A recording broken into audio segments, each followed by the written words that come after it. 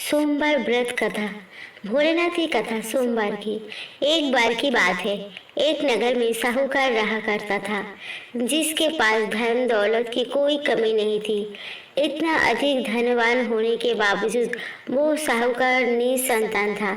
कोई संतान ना होने के कारण वो बहुत चिंतित रहा करता था। संतान प्राप्ति की इच्छा के लिए वो साहूकार हर सोमवार व्रत किया करता और पूरी श्रद्धा से भगवान शिव और पार्वती की पूजा करता। साहूकार की भक्ति से माता पार्वती बहुत प्रसन्न हुई और उन्होंने भगवान शिव से साहूकार की मनोकामना पूर्ण करने के लिए कहा, जिस पर भगवान शिव ने पार्वती जी को समझाने की प्रयास किया कि इस संसार में हर व्यक्ति को उसके कर्मों का फल भोगना ही पड़ता है।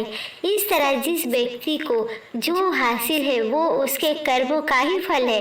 भगवान शिव की बात तो पार्वती जी ने सुनी, पर वो अभी भी साहूकार की भक्ति से प्रसन्न होकर उसके इच्छा को पूर्ण करना चाहती थी।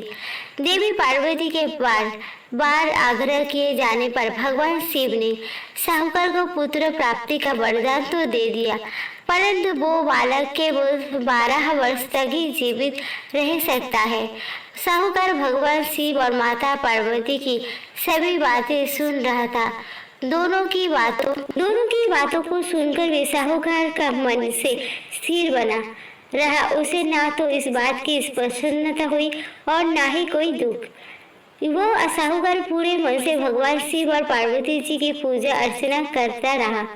कुछ समय बीता और साहूकार के घर पुत्र ने जन्म लिया। जब साहूकार का बालक 11 वर्ष का हुआ तो उसे शिक्षा ग्रहण करने के लिए काशी भेजने का फैसला लिया गया। साहूकार ने बालक के मामा को धन दिया और कहा कि इसे शिक्षा ग्रहण करने के लिए काशी ले जाओ। साथ ही जाते जाते मार्ग में यज्ञ भी करवाना। जहाँ भी यज्ञ कराओ वहाँ ब्राह्मणों को भोजन और दक्षिणा भी अवश्य देना। इस तरह मामा भांजे यज्ञ करते और ब्राह्मणों को भोजन व दक्षिणा देते हुए काशी की ओर निकल पड़े थे।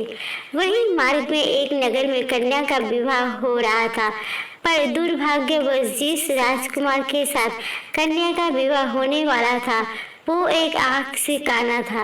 राजकुमार के पिता ने अपने बेटे के एक आंख से काने होने की बात छुपाने के लिए एक चाल चली। उसने साहूकार के बेटे को दिखाकर सोचा कि क्यों न इस लड़के को अपने बेटे के स्थान पर बिठाकर कन्या से विवाह करा लिया जाए।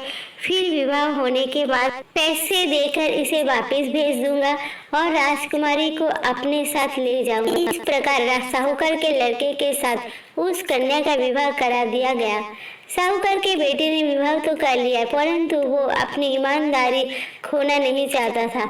उसे किया गया कृत्य न्याय संगत नहीं लगा। उसने ये बात बताने के लिए राजकुमारी की चुनरी के पल्ले पर लिखा कि तुम्हारा विवाह मेरे साथ हो रहा है, परंतु मैं असली राजकुमार नहीं हूँ। असली राजकुमार एक आंख से काना है।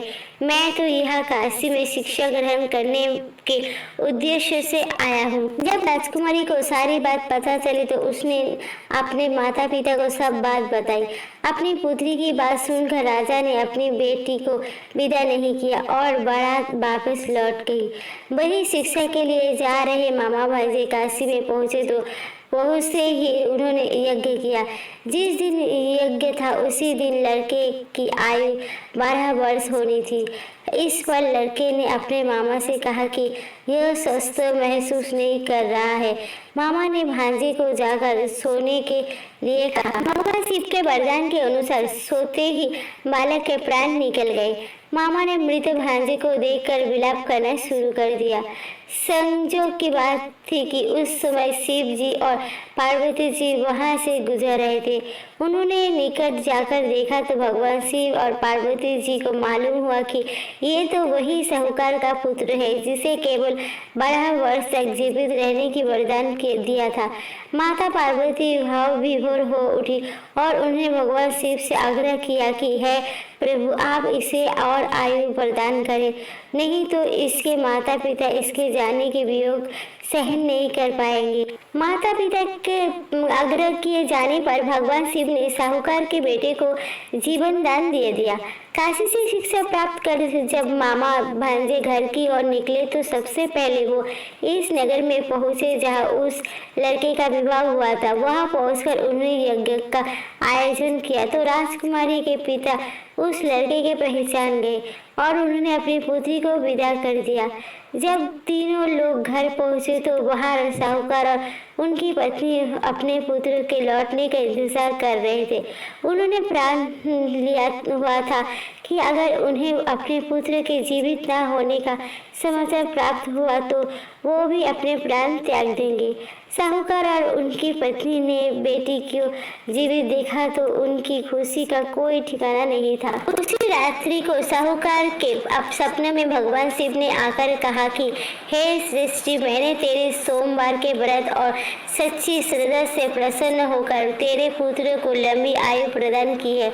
इस तरह जो भी भक्तजन सोमवार का व्रत पालन कर सच्चे मन से भगवान शिव और पार्वती जी की पूजा करता है और उसकी सभी मनोकामना पूरी होगी। सोमवार के व्रत में क्या नहीं खाना चाहिए? सोमवार के व्रत के दिन नमक ना खाने की सलाह दी जाती है। इस दिन फलाहार करना चाहिए और संध्या के समय कुछ मीठा ग्रहण कर ही व्रत खोलना चाहिए। व्रत कितने बजे खोलना चाहिए? शाम को। व्रत कितने बजे खोलना चाहिए? व्रत खोलने का कोई एक निश्चित समय नहीं है। ये व्रत के प्रकार और व्यक्ति की इच्छा पर निर्भर करता है। कुछ व्रत निर्जला होते हैं जिनमें पूरे दिन भी कुछ भी खाया पिया नहीं जाता है। ऐसे व्रत को सूर्यास्त के बाद ही खोला जाता है। क्या सोमवार व्रत में नमक खाना चाहिए? सोमवार के व्रत के दिन नमक ना खाने की सलाह दी जाती है। इस दिन फलाहार करना चाहिए और संध्या के समय कुछ मीठा ग्रहण कर ही व्रत खोलना चाहिए। धन्यवाद। आज की कहानी अगर आपको पसंद आती है तो लाइक करें, कमेंट करें और मेरे चैनल को ज़रूर सब्सक्राइब करें। देखने के लिए दिल से फिर से धन्यवाद।